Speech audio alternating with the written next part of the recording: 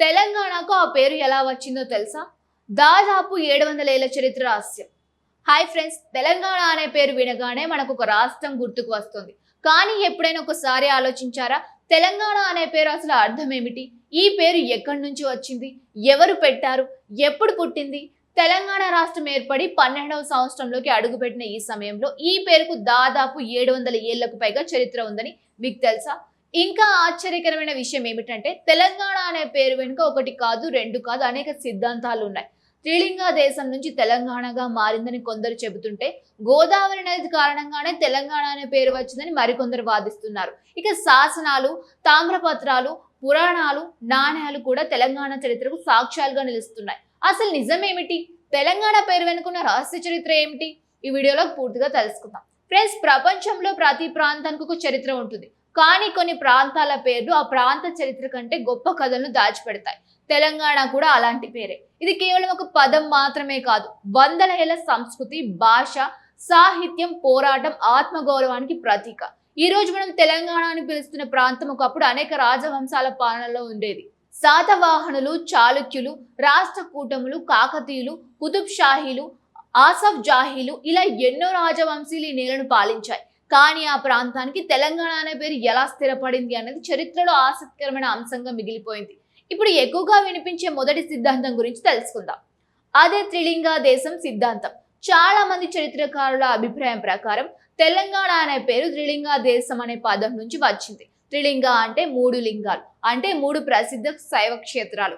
ఆ 3 క్షేత్రాలు ఏవంటే కాళేశ్వరం, శ్రీశైలం, ద్రాక్షారామం. ఈ 3 పవిత్ర శైవ క్షేత్రాల మధ్య విస్తరించి ఉన్న ప్రాంతాన్ని ఒకప్పుడు త్రిలింగ దేశం అని పిలిచేవారని చెబుతున్నారు. ఇక్కడ ఒక ఆసక్తికరమైన ప్రశ్న వస్తుంది. త్రిలింగ దేశం ఎలా తెలంగాణ అయ్యింది? భాష పరిణామం అనే ఒక సహజ ప్రక్రియ.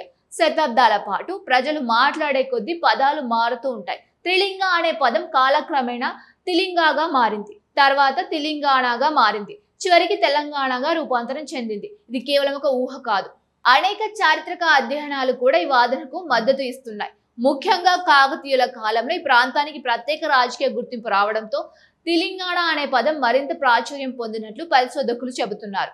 అయితే ఇక్కడే కథ ముగియదు, ఎందుకంటే తెలంగాణ అనే పేరుకు మరో ఆసక్తికరమైన వివరణ కూడా ఉంది. భాష శాస్త్రవేత్తలు చెప్పే సిద్ధాంతం ప్రకారం తెలంగ లేదా తెలంగ అనే పదానికి అణాము లేదా అనైము అనే ప్రాంతం నుంచి సూచించే పదం జత కావడంతో తెలంగాణ అనే పేరు రూపం ఏర్పడిందని చెబుతున్నారు.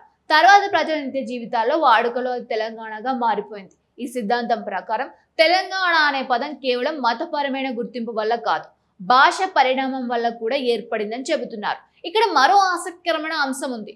తెలుగు భాష అభివృద్ధి చెందిన ప్రాంతాన్ని సూచించడానికి కూడా తెలంగ అనే పదం వాడి ఉండవచ్చని కొందరు పరిశోధకులు భావిస్తూ ఉన్నారు.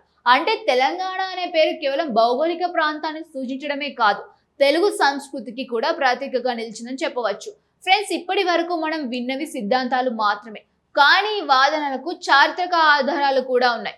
అవును, ఇప్పుడు శాసనాల గురించి తెలుసుకుందాం. హైదరాబాద్ సమీపంలోని తెల్లాపూర్ ప్రాంతంలో లభించిన 15వ శతాబ్దపు శాసనంలో తెలంగాణపురం అనే పదం కనిపించింది. ఈ ఒక్క ఆధారం చాలు తెలంగాణ అనే పదం శతాబ్దాల క్రితమే వాడుకలో ఉందని నిరూపించడానికి. కానీ ఇంకా ఆశ్చర్యకరమైన విషయం ఉంది. చరిత్ర పరిశోధకుల అభిప్రాయం ప్రకారం 14వ శతాబ్దంలోనే శ్రీరంగం ప్రాంతంలో లభించిన ఒక తామ్రపత్రంలో తెలంగాణ అనే పదం ప్రస్తావనకు వచ్చింది. అంటే తెలంగాణ అనే పేరు కనీసం 700 సంవత్సరాల క్రితమే అధికారికంగా వాడుకలో ఉందని అర్థమవుతోంది. ఇది చిన్న విషయం కాదు, ఎందుకంటే మనం ఇప్పుడు వాడుతున్న తెలంగాణ అనే పేరు 100 ఏళ్ల చరిత్రను మోస్తోంది. ఇప్పుడు మరో ఆసక్తికరమైన సిద్ధాంతం గురించి తెలుసుకుందాం. ఇది గోదావరి నదితో సంబంధం ఉన్న సిద్ధాంతం. కొంతమంది చరిత్ర పరిశోధకుల ప్రకారం ప్రాచీన కాలంలో గోదావరి నదిని తెలివాహ అని పిలిచేవారట. ఆ నది జలాలతో సస్యశ్యామలంగా మారిన భూమిని మాగాణం అని పేర్కొనేవారట. తెలివాహలోని తెలి అనే పదం, మాగాణం అనే పదం కలిసి తెలిమాగాణం అయిందంట. కాలక్రమేణా తెలంగాణమై చివరికి తెలంగాణగా మారిందని కొందరు చరిత్రకారులు చెబుతున్నారు. ఈ సిద్ధాంతం నిజమైతే తెలంగాణ అనే పేరు నేరుగా గోదావరి నాగరికతతో ముడిపడి ఉన్నట్లు అవుతోంది. అంటే తెలంగాణ అనే పేరు కేవలం మతం లేదా భాష ఆధారంగా కాకుండా ప్రకృతి ఆధారంగా కూడా ఏర్పడి ఉండవచ్చన్నమాట. ఇప్పుడు మరో ఆసక్తికరమైన ప్రశ్న. పురాణాల్లో తెలంగాణ ప్రస్తావన ఉందా? అవును, ఉంది. స్కంద పురాణాల్లో త్రిలింగ దేశం గురించి ప్రస్తావన కనిపిస్తోంది. అలాగే కొన్ని ప్రాచీన సాహిత్య గ్రంథాల్లో తిలింగ, తెలుగు వంటి పదాలు కూడా కనిపిస్తున్నాయి.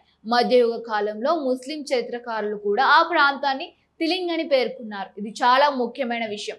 ఎందుకంటే ఒక ప్రాంతానికి సంబంధించిన పేరు వివిధ మతాల, వివిధ రాజవంశాల, వివిధ భాషలో కనిపించడం అంటే ఆ పేరుకు చాలా కాలం వాడుకలో ఉందని అర్థం. ఇక నాణాలపై కూడా తెలంగాణ ఆనవాళ్లు కనిపిస్తున్నాయి. కొన్ని పురాతన నాణాలపై తెలంగాణ అనే పదం ముద్రించబడి ఉన్నట్లు పరిశోధకులు గుర్తించారు.